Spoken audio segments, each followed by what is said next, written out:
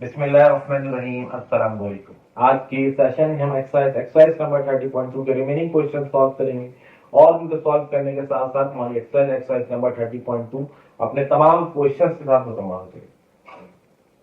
आज के सेशन में हम एक इजाफी काम और भी करेंगे। आज हम एग्जाम्पल नंबर 2 जो कि पेज नंबर 271 पर मौजूद है, इसको भी सॉल्व करेंगे।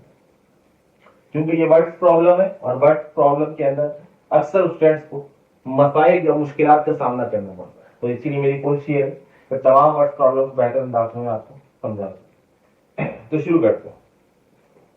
सबसे पहले हमारे पास एग्जाम्पल नंबर 2 है।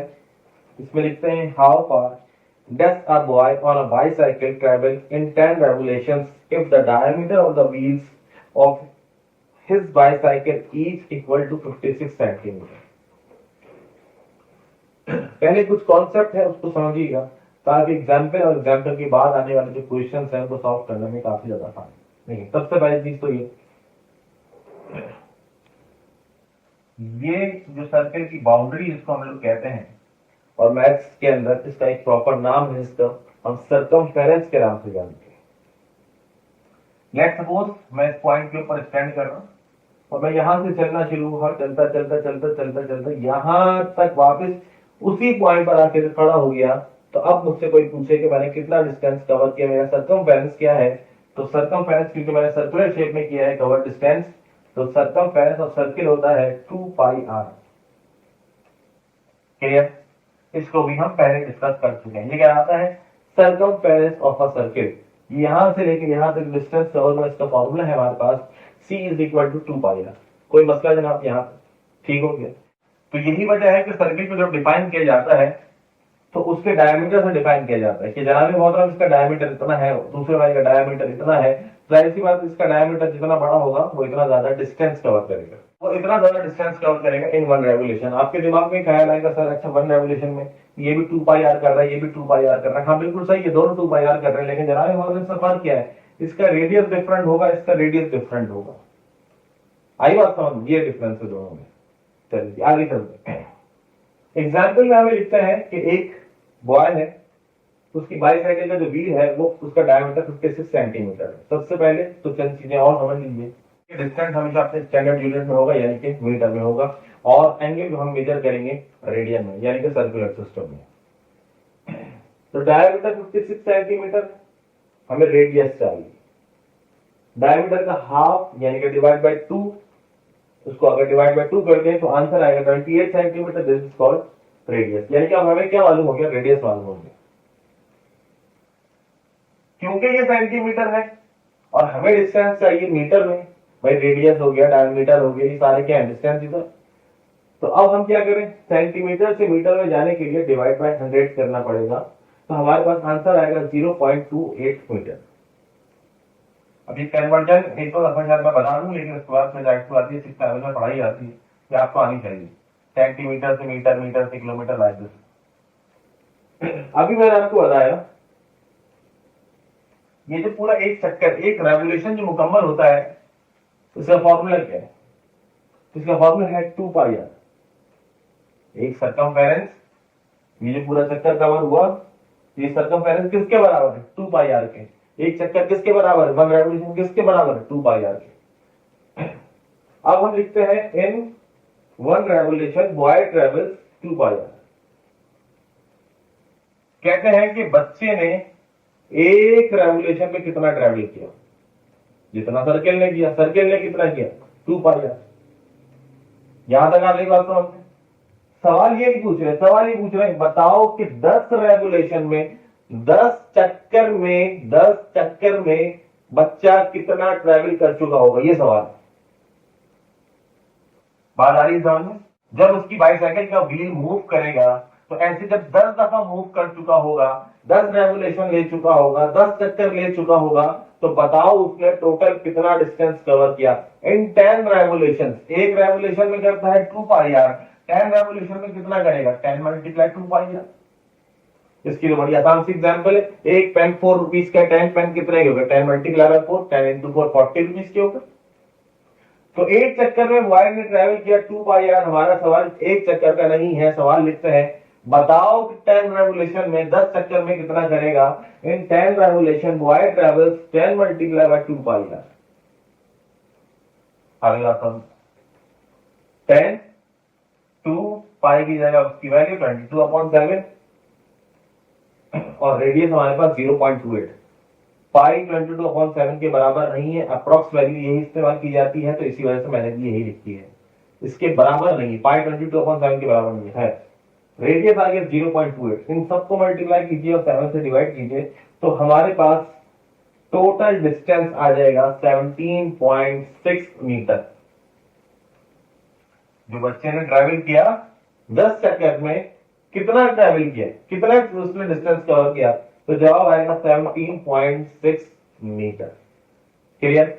ये हमारी बुक की एग्जाम्पल है। इसी एग्जाम्पल को नेचुरल सॉल्व भी किया गया बुक के अंदर। उन्होंने जिस मेथड से सॉल्व किया है, अगर आप उस मेथड से सॉल्व करना चाहें तो वो भी हमारी बुक का हिस्सा है। की बात है, अगर ये समझ में आए ऐसे कीजिए, वो समझ में आए तो वैसे कीजिए, दोनों मेथड सही है। क्लियर? बस यहाँ पे कॉन्सेप्ट क्या है कि एक रेवोल्यूशन में बच्चा कितना ट्रैवल कर रहा है, 2 पाई आर, तो 10 रेवोल्यूशन में कितना है, 10 मल्टीप्लाई 2 पाई आर। इसी से रिलेटेड क्वेश्चन नंबर 6 है। क्वेश्चन नंबर 6 में लिखते हैं a point is moving on the circle of radius 10 centimeter. It makes 3.5 revolutions. Find the distance traveled by the point. Question में हमें रेडियस गिवन है 10 centimetre है, इसको डिवाइड करेंगे 100 से तो आंसर आ जाएगा 0.1 मीटर और नंबर ऑफ रेवोल्यूशंस कितने, 3.5। एक रेवोल्यूशन में जो एक चक्कर में जो डिस्टेंस कवर होता है वो कितना है, 2 पाई है। हमें एक रेवोल्यूशन का नहीं मालूम करना, we want to find 3.5 revolution. In 3.5 revolution 3.5 multiply 2 pi r. वहां 10 पूछा था तो 10 मल्टीप्लाई 2 पाई आर, या 3.5 पूछ रहे तो 3.5 से मल्टीप्लाई कर, 3.5 मल्टीप्लाई 2 मल्टीप्लाई पाई की वैल्यू 22/7 और आर कितना है 0.1। इन सबको मल्टीप्लाई कीजिए, 7 से डिवाइड कीजिए तो आंसर आएगा 2.2 मीटर। Question number 8।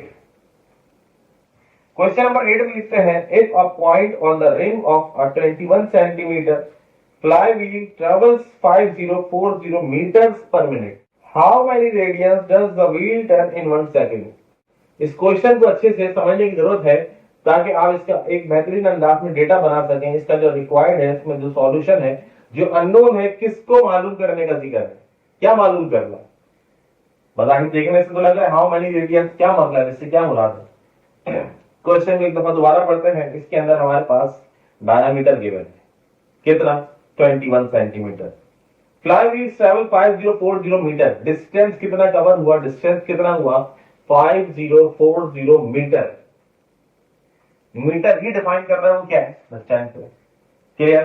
तो डिस्टेंस हुआ 5040 मीटर। आगे लिखते हैं पर मिनट, 1 मिनट में। और जो चीज रिक्वायर्ड है, how many radians does the wheel turn in a second, और जो रिक्वायर्ड है वो आपसे सेकंड में मांग रहे हैं। बात आ रही है? डेटा गिवन है मिनट में और जो रिक्वायर्ड है वो है सेकंड में। आइए समझते हैं। सबसे पहले तो डायमीटर कितना है, 21 सेंटीमीटर। हमें डायमीटर नहीं चाहिए, हमारे फॉर्मूले में रेडियस आता है। डायमीटर को 2 से डिवाइड कीजिए तो आंसर आएगा 10.5 सेंटीमीटर। हमें सेंटीमीटर नहीं चाहिए, मेरा डिस्टेंस मीटर में होना चाहिए, तो डिवाइड कर दीजिए 100 से तो आंसर आएगा 0.105 मीटर। क्या मालूम हो गया, रेडियस मालूम हो। आर्क लेंथ कितनी है, 5040 मीटर पर मिनट। 1 मिनट में कितना डिस्टेंस कवर किया, तो पता चला 5040 मीटर। यहां तक आ गई बात समझ में। ये जो मिनट है, मुझसे जवाब मिनट में नहीं मांग रहे, मुझसे सेकंड में मांग रहे, तो मिनट से सेकंड में जाने का तरीका है मल्टीप्लाई बाय 60। तो यही काम हमने कर दिया। तो आपको लगा सर आपने तो डिवाइड कर दिया, आप कह रहे हैं मल्टीप्लाई बाय 60। जनाब मोहतरम 5040 ये पर का साइन है यानी कि डिवाइड, ये आगे डिवाइड का साइन, ये मिनट है। तो इस मिनट को मैं सेकंड में कन्वर्ट कर रहा हूं। आएगा समझ में? कितने मिनट है, 1 मिनट। तो 1 मिनट को अगर मैं सेकंड में कन्वर्ट करूंगा तो कितने सेकंड बनेंगे? 60 सेकंड। तो यही लिखा है मैंने। आएगा समझ में? तो 5040 को डिवाइड कीजिए 60 से, तो आंसर आएगा 84 सेकंड। कितना डिस्टेंस कवर हुआ? 84 मीटर। कितनी देर में? इन अ सेकंड, सिंगल सेकंड में। अब सवाल यह है कि मालूम क्या करना है। देखें इसमें लिखा है हाउ मेनी रेडियंस। तो जनाबी मोहतरम, क्या आपने रेडियन का लफ्ज पहले ही सुना? अगर सुना है तो कहां सुना है? आपने सुना है थीटा में। थीटा मालूम जब करते हैं तो वो डिग्री में भी होता है और रेडियन में होता है। तो इसका मतलब क्या है? इसका मतलब यह है कि वो आपसे थीटा मालूम करने का कह रहे हैं, यानी कि एंगल मालूम करने का कह रहे हैं। हाउ मेनी रेडियंस, कितने एंगल बनाएगा इन अ सेकेंड, यानी कि पर सेकेंड वो कितने एंगल बनाएगा। How many radians does the wheel turn in a single second या इन अ 1 सेकेंड। तो जनाब में मतलब थीटा मालूम करना है रेडियन में और पर सेकेंड में। इन बातों का ख्याल रखिएगा। रेडियन मालूम कर रहे हैं यानी कि एंगल मालूम कर रहे हैं, और मिनट में नहीं करना बल्कि सेकंड में करना। आ जाइए फॉर्मूले पे। L is equal to r theta. L कितना है? 84। रेडियस कितना है? 0.105। और थीटा को तो मालूम करना है। ये मल्टीप्लाई हो रहा है, इसको डिवाइड करा दीजिए। 84 divide by 0.105 is equal to theta. तो दोनों को डिवाइड कराए तो आंसर आया 800 रेडियन पर सेकेंड। एंगल पे बनेगा वो कितना बनेगा? 800 रेडियन पर सेकेंड। लास्ट क्वेश्चन है हमारे पास, क्वेश्चन नंबर 9। क्वेश्चन 10 हम पहले ही कर चुके हैं, तो इस एक्सरसाइज के लिए हम फिलहाल हमारा लास्ट क्वेश्चन है, इसके बाद एक्सरसाइज मुकम्मल होगी। Question number 9। A car is running on a circular path of radius equal to double the arc of the circle traveled by the car. Find the angle sustained by the arc at the center of the circular path. Simple is that. आपको दो condition दी हुई है। एक condition दी हुई है। Condition क्या है कि रेडियस बराबर है किसके? आर्क लेंथ की। फिर आर्क लेंथ नहीं, 2 times of arc length. Double लिखा है ना, डबल मतलब क्या होता है? 2 टाइम्स। ये रेडियस आ गया, रेडियस बराबर है किसके? आर्क लेंथ के। आर्क लेंथ कितनी होनी चाहिए? 2 टाइम्स होनी चाहिए। ये हो गई एक condition. r is equal to 2l। और क्या कहते हैं? एंगल पूछ रहे हैं, बताओ एंगल क्या होगा। तो हमें पता है भाई, फॉर्मूला एक ही पढ़ते हैं यार, l is equal to r theta. हमें एंगल मालूम करना है, l upon r is equal to theta. l तो हमें पता ही नहीं, आर्क लेंथ क्या है? आर्क लेंथ की होगी, l ही होगी। अलबत्ता यहाँ पे जो रेडियस है वो किसके बराबर है? 2l के। r की जगह आ गया 2l, l से l कैंसिल, 1/2। 1/2 का मतलब 0.5। और 0.5 क्या पूछ रहे थे? ये एंगल। तो आंसर आया 0.5 रेडियन। मुश्किल क्वेश्चंस नहीं है, आसान है। अगर इनका कॉन्सेप्ट एक दफा समझ में आ जाए कि इस वक्त क्या पूछना चाह रहे हैं। जब तक रिक्वायर्ड समझ में नहीं आएगा, आप सॉल्व किसके लिए करेंगे? बात आ रही समझ में? तो असल में क्वेश्चन का पढ़ना और उसका समझना लाजमी है।